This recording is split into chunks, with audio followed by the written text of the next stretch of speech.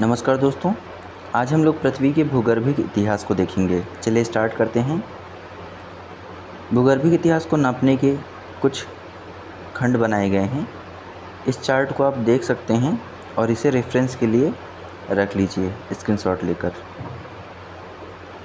चलिए स्टार्ट करते हैं। पृथ्वी के भूगर्भिक इतिहास जियोलॉजिकल हिस्ट्री के विषय में सर्वप्रथम प्रयास फ्रांसीसी वैज्ञानिक बफन के द्वारा किया गया था। वर्तमान समय में पृथ्वी के भूगर्भिक इतिहास को निम्न रूप में व्यक्त किया जाता है। सर्वप्रथम पृथ्वी के इतिहास को बड़े भागों में विभाजित किया गया है। इस बड़े विभाग को ईओन कहते हैं। प्रत्येक ईओन को पुनः क्रमिक रूप से व्यवस्थित किया गया है तथा इस प्रकार के भाग को महाकल्प या एरा कहते हैं। प्रत्येक महाकल्प को कल्प पीरियड में तथा कल्प को पुनः छोटे छोटे युग इपॉच में विभाजित किया गया है। प्री कैम्ब्रियन महाकल्प। इस महाकल्प में पृथ्वी वायव्य अवस्था से तरलावस्था में आई तथा पुनः ठोस भूपटल का निर्माण हुआ। वनस्पति के क्षेत्र में इस समय केवल सागरीय घास का ही उद्भव हो सका। इस काल में एक कोशिकीय जीवाणु एवं कई जोड़ वाले जीवों का उद्भव हुआ। पृथ्वी के भूगर्भिक इतिहास के प्रत्येक कल्प पीरियड का नामकरण एवं उनकी विशेषता इस प्रकार से है। कैम्ब्रियन कल्प पृथ्वी के ऊपर छिछले सागरों का विस्तार तथा स्थल भाग पर सागरों का प्रसार तथा उतार होता रहा। सागरों में बिना रीढ़ वाले जीवों का उद्भव हुआ। अर्डोविशियन कल्प। इस समय पर्वत निर्माण प्रारंभ हो गया। सागरीय भागों में ज्वालामुखी क्रियाएं सक्रिय थीं। वनस्पति जीव केवल सागर तक ही सीमित थे। सिल्यूरियन कल्प। इस कल्प में स्थल पर वनस्पतियों का जन्म हुआ परंतु इनमें पत्तियां नहीं थीं।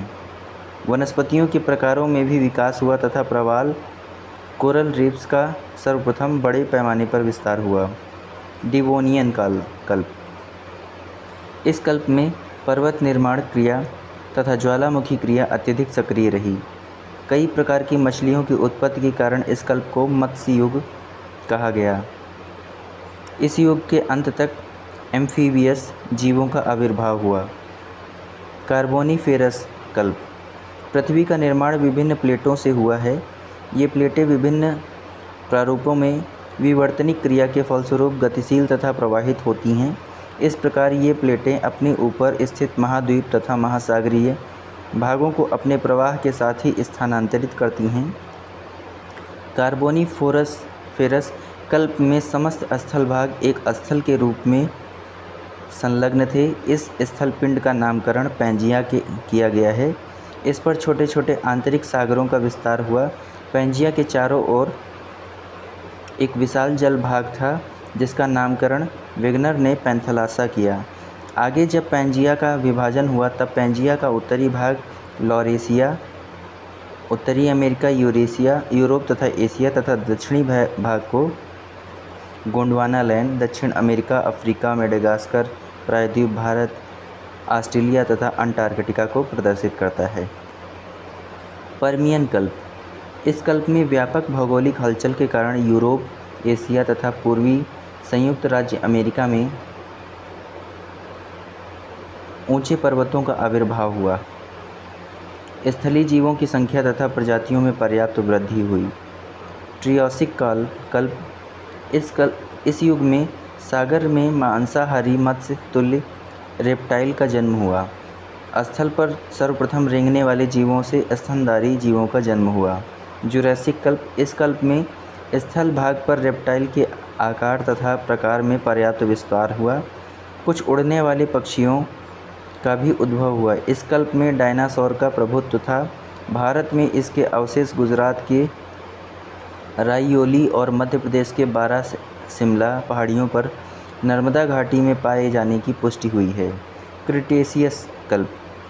खरिया मिट्टी का जमाव इस कल्प की सबसे प्रमुख विशेषता है। इस कल्प में निर्माण प्रक्रिया अत्यधिक सक्रिय रही तथा रॉकी एंडीज़ यूरोप महाद्वीप की कई पर्वत श्रेणियों तथा पनामा कटक की उत्पत्ति हुई। तृतीय कल्प को कई युगों में विभक्त किया गया है, जिनका विवरण इस प्रकार है। पैलियोसीन युग, इयोसीन युग।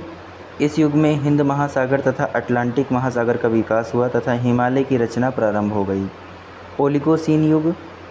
इस युग में स्थल भाग में प्रसार तथा विस्तार एवं जल भाग में संकुचन तथा ह्रास हुआ।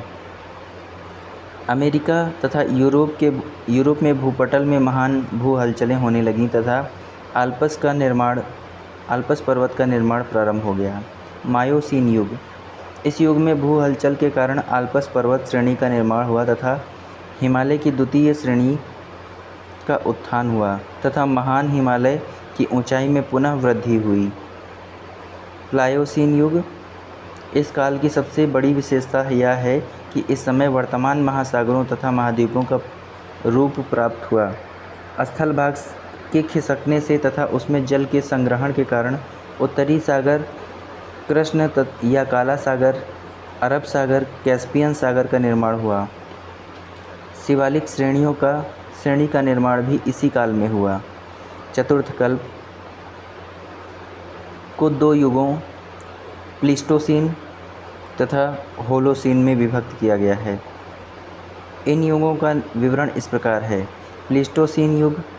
इस युग की सबसे बड़ी विशेषता भूपटल पर हिम चादर की स्थिति थी, जिसका विस्तार उत्तरी अमेरिका, यूरोप, एशिया, अंटार्कटिका के अधिकांश भाग तथा हिमालय के ऊपर हो गया था। इस युग में उत्तर अमेरिका में हिम चादर का फैलाव विभिन्न समयों में हुआ।